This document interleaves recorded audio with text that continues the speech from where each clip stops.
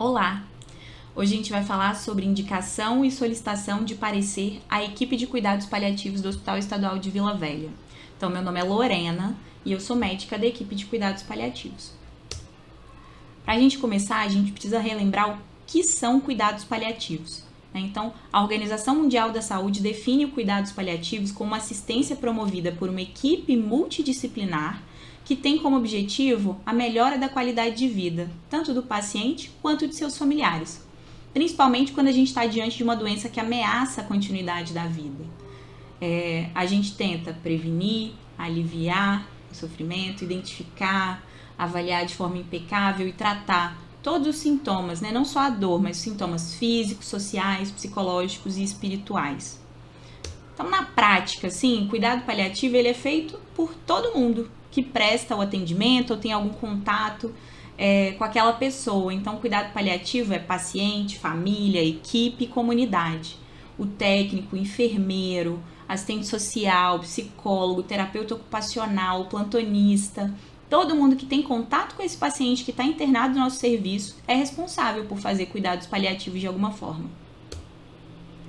E quem pode receber o cuidado paliativo? Ainda existe muito mito, muita falta de informação com relação a cuidados paliativos. As pessoas acham que cuidado paliativo ele é feito no final da vida. E na verdade não é isso. Existem pessoas que recebem cuidados paliativos a partir do momento que recebem um diagnóstico. Então, o câncer, uma doença crônica, então uma infecção grave, uma doença que não tem cura, um DPOC, uma insuficiência cardíaca, todas essas doenças que podem ameaçar a vida da pessoa de alguma forma, ela tem indicação de passar por uma avaliação de cuidados paliativos. Isso não significa que a pessoa está morrendo. Isso significa que ela tem um diagnóstico de uma doença que ameaça a continuidade da vida. E esse diagnóstico, ele pode acontecer aqui na fase inicial da doença, onde a gente tem muita terapia redutora de risco, muita terapia modificadora de doença. Então, a gente tem o tratamento ali para o câncer, para a insuficiência cardíaca, para o DPOC. Então, a gente tem, e no início, assim, desse diagnóstico, no início desse tratamento modificador de doença, o cuidado paliativo, ele está aqui de uma forma bem pequenininha. Então, na fase A, que a gente vai ver ali, que é o começo da doença, o cuidado paliativo ele tem uma importância menor. É bom saber que existe. Com o passar do tempo, com a evolução da doença, a doença vai progredindo, os tratamentos modificadores de doença, A gente sabe que a medicina está sempre evoluindo, então sempre tem um medicamento novo surgindo para tratar a insuficiência cardíaca, por exemplo. Mas à medida que essas possibilidades de tratamento vão se esgotando e a doença vai progredindo, por mais que a gente faça o tratamento direitinho, a doença ela vai evoluindo, o nosso organismo vai ficando mais frágil, À medida que isso vai acontecendo, o cuidado paliativo ele vai tomando uma importância maior na vida daquela pessoa, até que a gente chega aos cuidados de fim de vida. É importante a gente saber dessas fases de doença, porque às vezes a gente, enquanto profissional de saúde, tem uma compreensão errada do cuidado paliativo. A gente acha, às vezes, que cuidado paliativo é feito só nesse final da vida. E, às vezes, no final da vida fica muito difícil a gente definir o que seria bom para aquela pessoa, levando em consideração o que ela gostaria, porque ela não teve a oportunidade de passar por essa avaliação antes. A família não teve a oportunidade de saber que existe o cuidado paliativo, entende? Então, aqui a fase A, ela é quando o início da doença, às vezes o paciente recebeu o diagnóstico agora, começou a tratar, tá vendo? Não é muito o que a gente recebe lá no hospital. A fase B, a gente às vezes recebe o paciente com DPOC, a doença já está progredindo, mas eu ainda tenho tratamento a ser feito. Então, o cuidado paliativo aqui na fase B, eu tenho indicação de fazer medida invasiva, de fazer talvez alguma terapia de suporte avançado de vida, porque aquela pessoa ainda está ali numa fase onde eu tenho algum tratamento que pode modificar o curso dessa doença. Mas o cuidado paliativo ele também serve para falar isso. Olha, essa pessoa ainda tem a possibilidade de se recuperar, de reabilitar. Eu acabei de ter um AVC isquêmico. Eu tenho indicação de cuidado paliativo? Tenho, porque o AVC é uma doença que provavelmente não tem cura, mas Se é um AVC recente, eu tenho a possibilidade de reabilitar. O cuidado paliativo, ele pode entrar aqui nesse começo até para falar isso. Olha, vamos reabilitar, vamos tentar mais um pouco, né, de tratamento para melhorar a qualidade de vida. Vamos fazer algumas outras intervenções para a gente tentar modificar o curso dessa doença, né? E a fase C é uma fase mais avançada. Então, é um paciente que já tem alguns critérios de terminalidade. O que significa isso? Então, é o paciente, né, com a doença avançada, onde talvez o único tratamento modificador de doença, ali, a única possibilidade de cura nessa fase C seria o transplante de órgão. E muitos pacientes não são candidatos ao transplante de órgãos, né? Grande parte dos pacientes que a gente recebe em fase C de doença. Mesmo que ele não tivesse nenhum diagnóstico antes, aquele diagnóstico que é feito ali já nessa fase mais avançada, eu sei que o paciente acabou de receber o diagnóstico, mas se ele recebeu o diagnóstico com critério de terminalidade, ele tem muito benefício de saber já nesse momento que o cuidado paliativo existe. É nesse momento também que a gente vai acolher a família, acolher o paciente, para que a gente possa definir o que tem benefício e o que não tem, de acordo com os valores, de acordo com os desejos do paciente, de acordo com os critérios técnicos. Às vezes um paciente já está em fase final de doença e alguns profissionais acreditam que tem benefício em ficar fazendo medida invasiva, ficar introduzindo suporte avançado, e nessa fase de doença a gente não consegue voltar. Eu não consigo modificar o curso daquela doença. Então, muitas das vezes, como é que eu vou explicar? Muitas das vezes um procedimento invasivo, né, as terapêuticas mais invasivas, elas não são proporcionais nessa fase, não vão modificar o que vai acontecer com o paciente.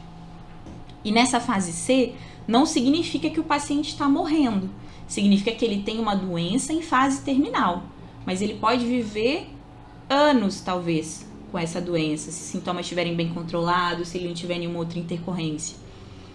Para vocês verem como que é importante a gente compreender que existem essas fases, né? Às vezes as pessoas elas deixam para pedir a avaliação do cuidado paliativo já em fase final de vida, né? Fase final de vida é diferente de doença com critérios de terminalidade. Então, olha só, na fase final de vida, eu posso viver de 6 meses a anos.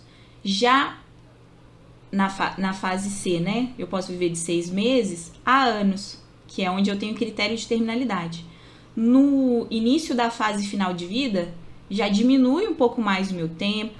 Essa fase final pode ser de semanas a meses. E essa fase final, eu já tenho uma funcionalidade muito menor. Então, eu tenho uma funcionalidade, uma dependência de cuidados maior, né? Um PPS de 10 a 20%, um paciente que fica acamado, não come pela boca.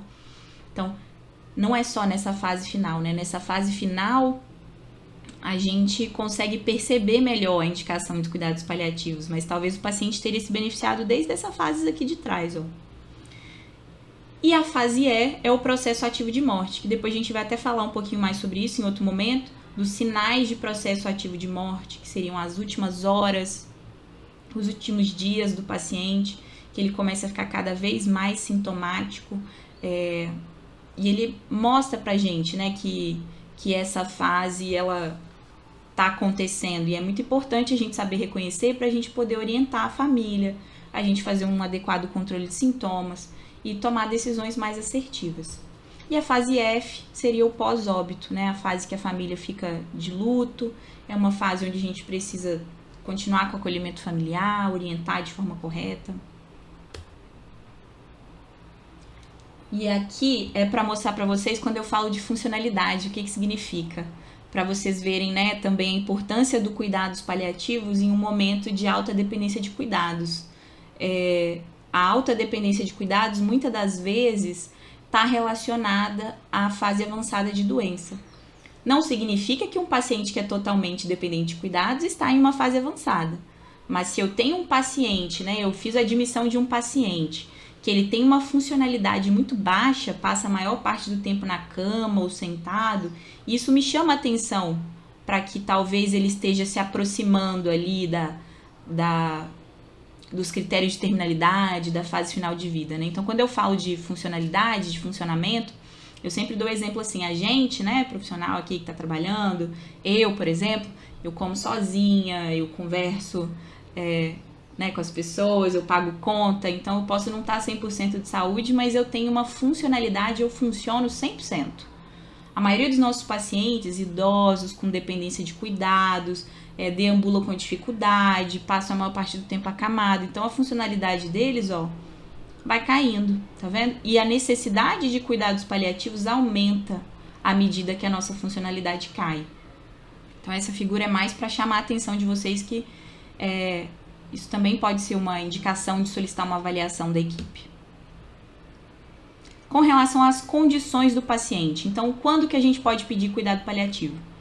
Com relação à condição do paciente. Então o paciente ele não é candidato à terapia curativa, então o paciente que fez uma lesão renal depois de 70 anos, com várias comorbidades, ele talvez não seja candidato mais à hemodiálise. É um paciente que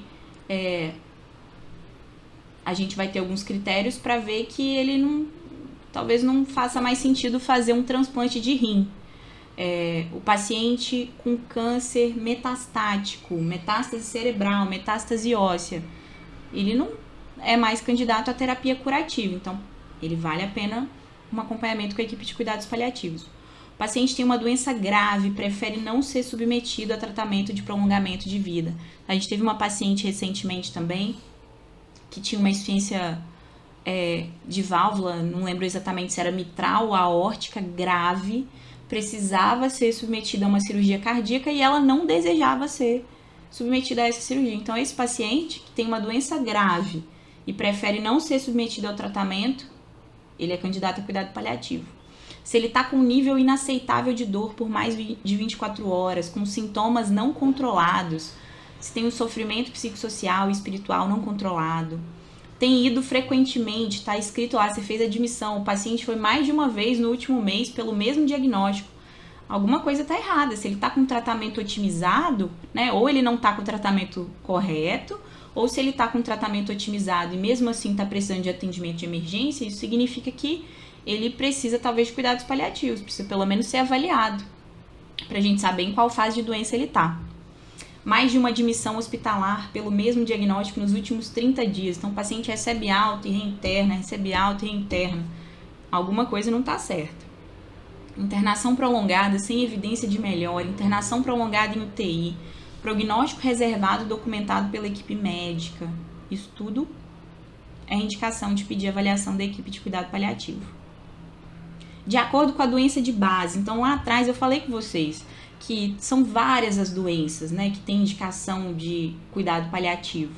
E aí o que faz a gente pensar que está no momento de iniciar cuidados paliativos para determinada doença? Então alguns sinais ali de terminalidade, né, alguns sinais de que eu estou com uma doença avançada. Então o que é uma doença avançada? No câncer, por exemplo, é um paciente com câncer metastático ou que é inoperável. Nas doenças cardíacas, né, são por exemplo, a insuficiência cardíaca com fração de ejeção menor do que 20%, com tratamento otimizado, eu tenho sintoma em repouso, tenho uma nova arritmia cardíaca com tratamento otimizado, tenho um infarto, um AVC, uma síncope na vigência dessas doenças, eu estou indo frequentemente ao pronto-socorro por causa de sintoma da insuficiência cardíaca não controlada, estou otimizando o tratamento e mantenho sintomático. Então, isso é sinal de ou doença que não está sendo tratada de forma correta, ou doença que está chegando em fase terminal. Doenças pulmonares, por exemplo, DPOC, com dispneia em repouso, sintoma de insuficiência cardíaca direita, eu tenho uma saturação menor do que 88% em ar ambiente, uma PCO2 de 50, eu estou perdendo peso de forma não intencional.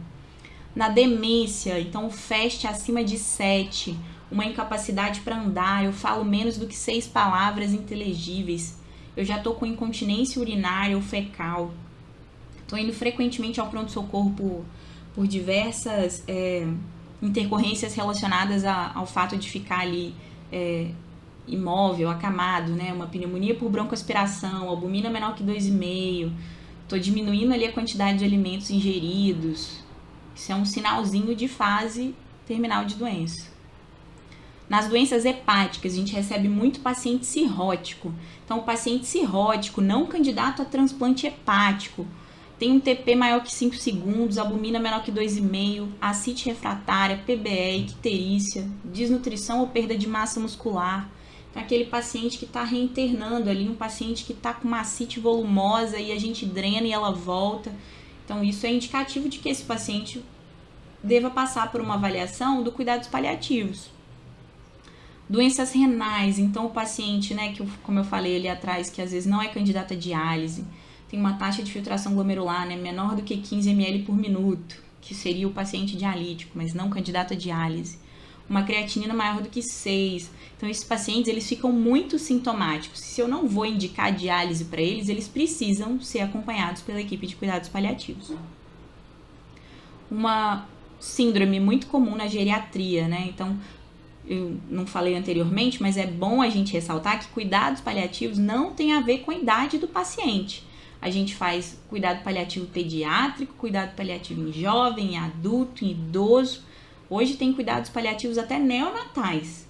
Então, cuidado paliativo não tem a ver com a idade. Mas a gente sabe que quando o paciente é idoso, mesmo que ele não tenha o diagnóstico de nenhuma dessas doenças que eu falei ali atrás, às vezes ele pode ter uma síndrome da fragilidade. Então, é aquele paciente idoso, dependente de cuidados, que está indo frequentemente ao pronto-socorro. Ele não tinha doença nenhuma, mas ele está perdendo peso de forma não intencional. Ficou acamado por uma fratura de fêmur, não conseguiu reabilitar, começou a apresentar úlcera de decúbito, né? Está confinado ao leito no domicílio. Então, esse paciente, muito provavelmente, ele tem uma síndrome de fragilidade que é indicação de cuidados paliativos. E aí a gente precisa pedir o parecer para a gente avaliar. Será que ele tem mesmo, né? Qual fase de doença ele está? Temos proposta de reabilitação? Não temos proposta de reabilitação nesse momento? Vamos focar no controle de sintomas?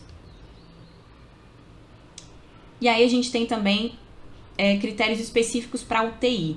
Por quê? Porque os pacientes na UTI, né, independente da idade deles, são pacientes graves e a gente precisa avaliar eles de uma forma mais cuidadosa, né? Então, aqueles pacientes que foram admitidos na UTI, mas eles vieram de uma instituição de longa permanência, com um diagnóstico já de uma doença crônica e limitante, como, né, a demência, por exemplo, ele precisa ser avaliado pela equipe de cuidados paliativos, porque talvez a UTI não seja o melhor lugar para ele, ou então talvez ele esteja na UTI agora para a gente tratar uma intercorrência aguda potencialmente reversível, a depender da fase de doença, mas ele precisa ser avaliado pela equipe para a gente saber lidar com o que pode vir a acontecer ao longo dessa internação, né?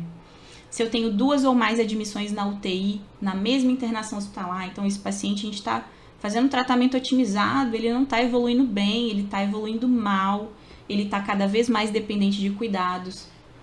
É um paciente que precisa ser avaliado. Então, eu tenho tempo prolongado de ventilação mecânica, falha na tentativa de desmame, falência de múltiplos órgãos. Então, eu estou com uma falência renal, uma falência hepática, começo a apresentar um monte de alteração orgânica. É um paciente que precisa ser avaliado. Candidato a retirada do suporte ventilatório, mas com possibilidade de óbito, né? Câncer metastático, o paciente teve uma PCR, fez uma encefalopatia anóxica, eu estou com um sofrimento familiar que está comprometendo a tomada de decisões. E aí eu aproveito esse momento para falar, não é correto que a gente vire para a família e pergunte, você quer que entube? Você quer que faça isso? Você quer que faça aquilo? Não é dessa forma que a gente aborda a família, porque cuidado paliativo é uma avaliação técnica. E mesmo que, né, então assim, a maioria das famílias que a gente atende no SUS, às vezes não tem o conhecimento técnico para tomada de decisões, e mesmo que tenha um conhecimento técnico da área da saúde, essa pessoa está envolvida emocionalmente. Então, a equipe de cuidado paliativo, ela vem até para ajudar a equipe assistente a comunicar as coisas da forma correta. Então, porque às vezes a gente vive no piloto automático da UTI, faz traque, faz isso, faz aquilo, e talvez determinados procedimentos invasivos não fossem e não estivessem de acordo com aquela fase de doença, não estivessem de acordo com os valores daquela pessoa. Então a gente precisa ter isso em mente, assim, a família, ela é muito importante, ela deve participar do momento de decisão compartilhada, mas a decisão compartilhada, ela vem depois de uma análise técnica daquele caso, daquela fase de doença. E por fim, eu mostro aqui um instrumento, né? Todas essas tabelas que eu mostrei estão no protocolo de qualidade com relação à indicação de cuidados paliativos no SVV. E esse instrumento é um instrumento de fácil acesso, está no protocolo, mas tem também na internet. É um guia para a identificação de pessoas sob o risco de deteriorização e morrendo, né? Então, assim, ele tem alguns indicadores gerais de piora da saúde, né? Como eu falei, as internações prolongadas, a diminuição da capacidade funcional. Fala um pouco sobre a dependência de cuidados, perda de peso, sintomas persistentes apesar de tratamento otimizado. Se a família solicita, né, a família ou o paciente solicita cuidado paliativo, que ainda é raro, mas acontece. E ele fala um pouquinho também dos indicadores clínicos de doença avançada, de condições avançadas por doença. Então eu falei um pouquinho ali em cima, naquelas tabelas, mas esse instrumento ele é de fácil interpretação, então se você está na dúvida, dá uma olhadinha no instrumento, será que meu paciente tem indicação de clínica, né? Tem algum indicador clínico de doença avançada que vale a pena eu pedir uma avaliação da equipe? Dá uma olhadinha no instrumento e pede avaliação. E aí, para vocês entenderem como que funciona o cuidado paliativo no SVV, quando o médico assistente, ou então você, médico plantonista, que fez a admissão de um paciente, se você avaliou ele e ele tem critério para cuidado paliativo, como eu disse anteriormente, peça um parecer ao médico paliativista, né, que lá no sistema vai estar cuidados paliativos SVV. Pedindo esse parecer, o médico paliativista vai avaliar, vai agendar provavelmente uma reunião familiar, vai fazer o acolhimento da família, né? Vai avaliar tecnicamente qual a fase de doença, né? Qual o provável curso. Vamos tentar incluir aí os valores e desejos do paciente para a gente traçar um melhor plano terapêutico. Depois desse plano terapêutico traçado, a gente tem agora o enfermeiro paliativista que traça esse plano junto com a gente, acompanha a família do começo ao final da internação, avalia controle de sintomas e execução do plano. E é uma pessoa que vai estar disponível também para sempre estar discutindo o caso, tanto com a equipe assistente quanto com a equipe de cuidados paliativos. O médico assistente, depois que a gente traz esse plano de cuidados, ele deve seguir o plano, né? E pode sim fazer alguma modificação conforme a avaliação diária. E caso tenha alguma dúvida com relação, né, a surgimento de novas demandas ou sintomas não controlados de forma adequada, peça um novo parecer ao médico no sistema, conversa com o enfermeiro paliativista que a gente vai acompanhando em conjunto. A equipe multidisciplinar, que é extremamente importante, então como eu falei lá atrás, físio, fono, terapeuta ocupacional, serviço social, psicologia, todo mundo, né, que está ali prestando atendimento ao paciente internado, ele deve acompanhar o paciente até a cura, alta ou óbito. Então, durante toda a internação, essa equipe está ali e de alguma forma também pode acionar a gente da equipe de cuidados paliativos ou acionar o médico assistente para ajudar a gente a traçar esse melhor plano de cuidado. Para finalizar, então, esse é o primeiro vídeo em parceria com a Educação Continuada do SVV e para reforçar que cuidados paliativos é qualidade em saúde. A gente consegue ter melhores resultados quando a gente presta um melhor atendimento, né? Então, não deixe de pedir a avaliação da equipe de cuidados paliativos porque você acha que o seu paciente não está morrendo. Mesmo que ele não esteja morrendo, se ele tem um diagnóstico de uma doença ameaçadora à vida, ele merece uma avaliação. A gente consegue prestar um serviço de qualidade quando a gente inclui, né, a avaliação da expectativa de vida do paciente, da expectativa da população, dos recursos tecnológicos que a gente tem, né? E a gente consegue prestar ali, né, e ter maiores benefícios com os menores riscos ao paciente e talvez até com menor custo. O menor custo não é nosso objetivo final no cuidados paliativos, mas muitas das vezes a gente reflete isso de alguma forma. E para não esquecer, cuidado paliativo não é uma alternativa de tratamento, é uma parte complementar e vital do acompanhamento do paciente. Então a gente anda lado a lado das terapias modificadoras de doença, do tratamento das intercorrências agudas potencialmente reversíveis. A gente às vezes não consegue acrescentar dias às nossas vidas, mas a gente pode acrescentar vida a esses dias. E o sofrimento humano, ele só é intolerável quando ninguém cuida. Então, pedir avaliação do cuidado paliativo pode reduzir muito o sofrimento do paciente. Então, se você está com dificuldade, você já está com o paciente cuidado paliativo, mas não está conseguindo controlar ele da forma adequada, se não está conseguindo controlar os sintomas, peça uma nova avaliação. E no hospital a gente tem muita mania de tratar a doença, a gente fica muito focado no diagnóstico, a gente quer curar essa doença. E às vezes a gente esquece que o diagnóstico, ele é só uma parte da vida daquela pessoa. E a gente esquece que o paciente não é o diagnóstico. O paciente, ele tem toda uma vida ao redor desse diagnóstico. E é isso que a gente precisa ter em mente. Obrigada, viu?